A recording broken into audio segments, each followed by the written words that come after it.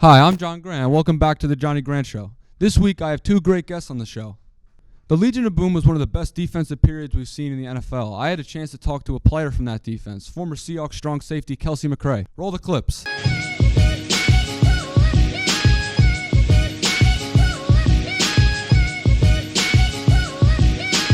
Thank you so much for coming on today.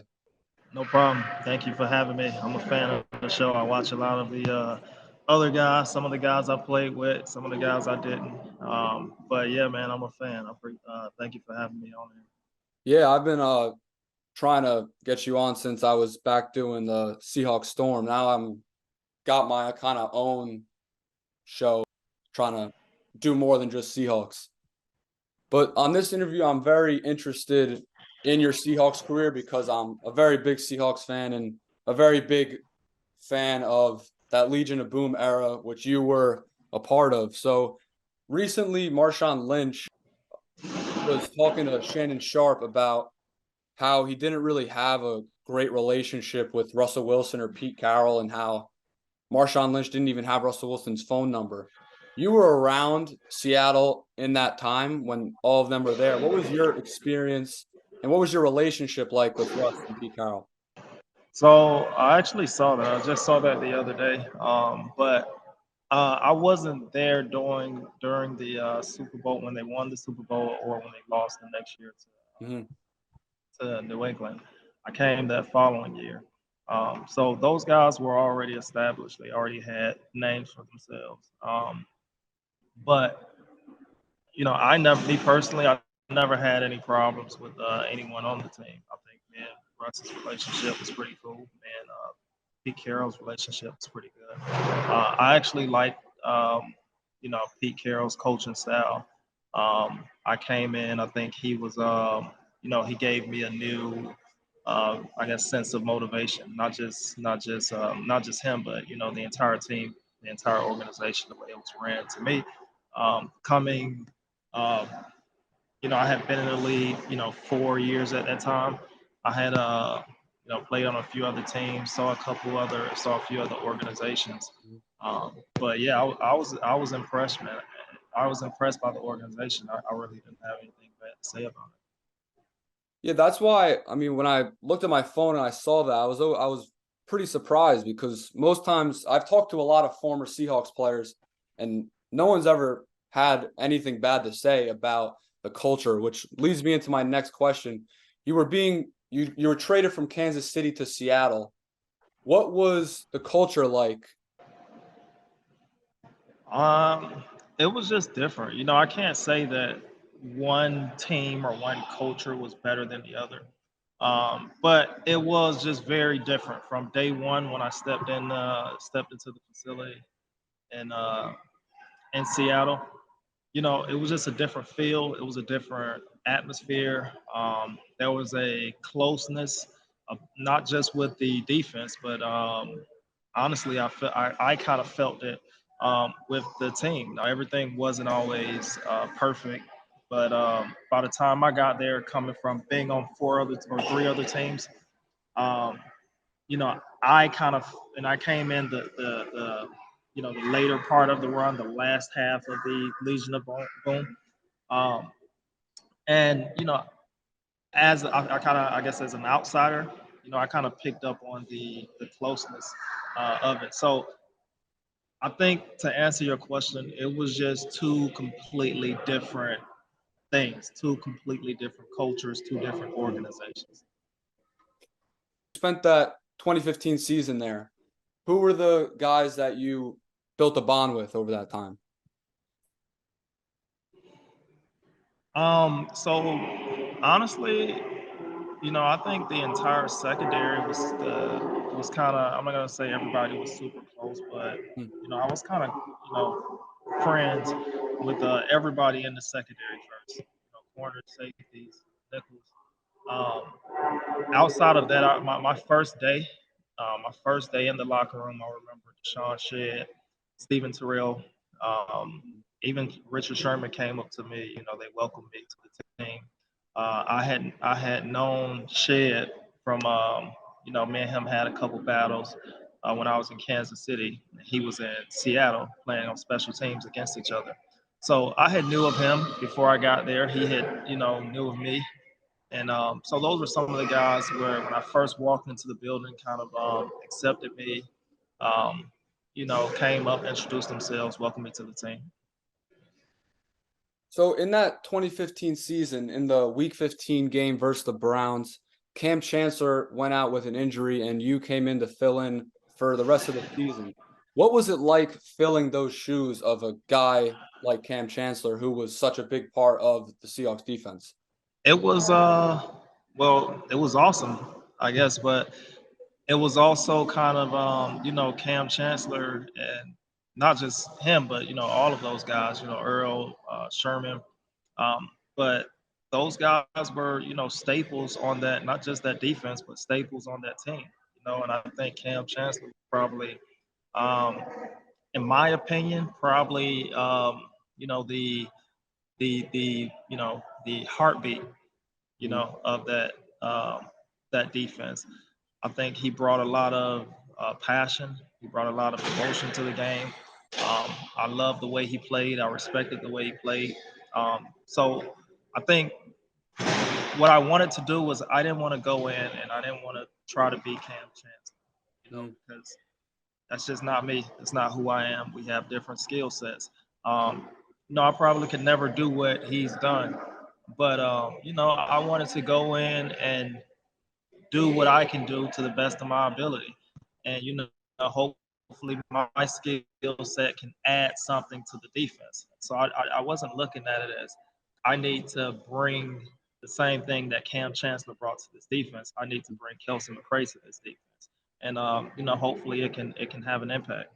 So that was awesome, but it was also kind of I understood the shoes that I had to fill, and it wasn't an easy task. Welcome back to the Johnny Grant Show. Last week's episode featured Reggie Northrup. This week I got to talk to Cody Herbert, who he recently fought on October 8th. Roll those clips.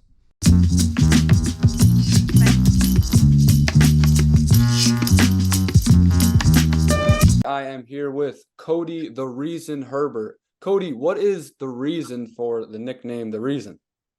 It is the most ridiculous, annoying story ever. So there's my buddies. We all train together. Devin Adams, Matchmaker, Violent Fights, works for Gamebred, works for Vicon, does all that stuff with Dean Toole.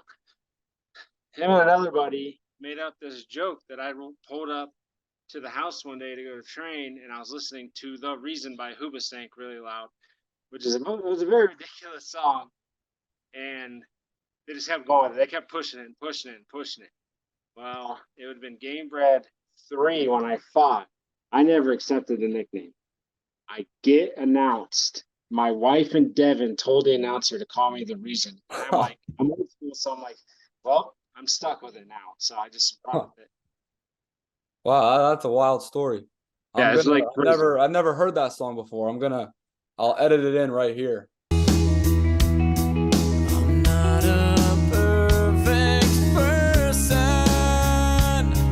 There's many things Oh yeah, you can make fun of me all you want with it. It's fine. All right. So last week I had Reggie Northrup on the show, who you recently fought for the Gamebred Bare Knuckle card. I asked him about you. He said that you were the best competition he's ever had.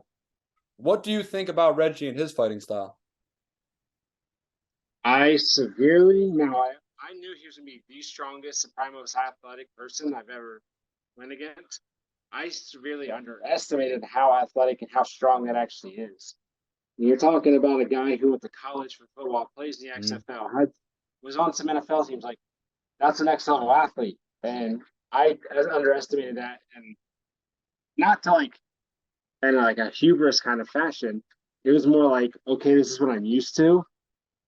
And then all of a sudden there's this new super athlete, and it's crazy, the different just level. And I think it's something we'll see more in the future going forward. And luckily by that time I should be about done with my career. So I'm going to avoid some of those monsters that are coming up. Yeah, I mean, I've never really seen a guy that can handle two professional sports like that. What was the difference you saw physically in the cage with him than you've seen in all your other fights? the strength was unreal. Mm. His quickness of getting away was another level. Like I feel like even if I tried to push when there were certain moments that I should have, I don't think I could have caught him. He was just that much more fast. Like the knee was explosive. And I mean, I've been in the game for 14 years and seen every kind of thing. I've never seen someone at that top level athlete, like an athlete. So yeah, you've been in the fight game for, like you said, 14 years. You've done multiple different kind of fighting, bare knuckle, Bellator, game bred, everything. If you had to pick, you've boxed as well. If you had to pick one of those sports to focus on, bare knuckle, MMA, boxing, which one would you pick? I think at this point I would stick with the bare knuckle MMA. There's scientific facts behind blunt force trauma and the lesser amount of damage you take mentally is my big thing. Like normally after a bare knuckle fight, I can still go enjoy the night and I don't have a headache. I'm fine. But you put the gloves, you add weight to the hand, either MMA, regular MMA, or boxing, you're increasing that blunt force trauma part. So you get the fuzzy head, the concussions. So they never labeled me with a concussion after this fight. And regardless, we went to war. Man, he beat me up. Yeah, that was a crazy fight. But at the end of the day, I got on that plane and went home, and the worst thing that was wrong was my eye. It was swollen. So, I mean, no frustrations, but I feel like that's such a big misconception because I feel like people look at UFC and then they look at bare knuckle and they look at the bare knuckle fighters as the badasses. But I remember I saw Joe Rogan talking about it, saying that hands are the only thing in MMA that you can put gloves on and it will actually do more damage. You put padding on, it'll do more damage, which I was actually really interested by because, you know, that's never really been I never really thought that until I started getting into fighting more. And that's what we see. That's why we see more deaths in boxing than we do any other sport, because you're increasing the amount of weight on the hand. So you're increasing the blunt force trauma as well as increasing how much power you can punch with because of the safety. You're not breaking your hand. Yeah. So leading off with that, with the gloves and without the gloves, what is the post-fight damage that you've seen? Like, what's the difference you've seen in the post-fight damage from all the different kinds of ways you could put weight on your hands or you can't? Bare knuckle wise, cuts. It's literally the only thing I'm really ever running into is a cut. Gloved MMA depends on the fight. Kind of depends on how the fight goes. I'm still getting that fuzzy head. I fought me and SD Dumas fought each other as amateurs, and he gave me a concussion with gloves. Well, the undiagnosed concussion, but one of those things. Boxing, like when you get hit with that, it's a whole nother level. Yeah. Just because you're able to do it. So you've fought for multiple promotions, Game Bred, Fusion, Bellator, just to name a few. Which of those promotions did you have the best experience with, and which would you prefer to do again in the future? I mean, I love my experience at Bellator. The thing with it was during still COVID protocol, so I didn't get to do so much and get to hang around with the guys. Game Bred is like home to me because I fought Island Fights with the same group of guys that's now running most of Game Bred along with Masvidal. So, like, when I go there, I'm running all these guys. It's like home. So Bellator is more of a, to me, it's kind of like that status symbol, like I made it there. But Game Bred it's home. I get to enjoy it. I'm seeing all these people that like I haven't seen because I lived in Florida and I moved out of there in 2021. So like all those guys I was with, I haven't seen them in 2 years. So I was like, it's awesome. So I always am going to go back to Game Bred. The pay really for me is the same between Game Bred and Bellator. Yeah. There's just more things because of how big Bellator is. They have in place like life insurance, stuff like that. It gives you kind of that peace of mind. There's been some guys coming out of Bellator. Michael Chandler, one of them. Thank you for watching the Johnny Grant Show, and don't forget to tune in next week.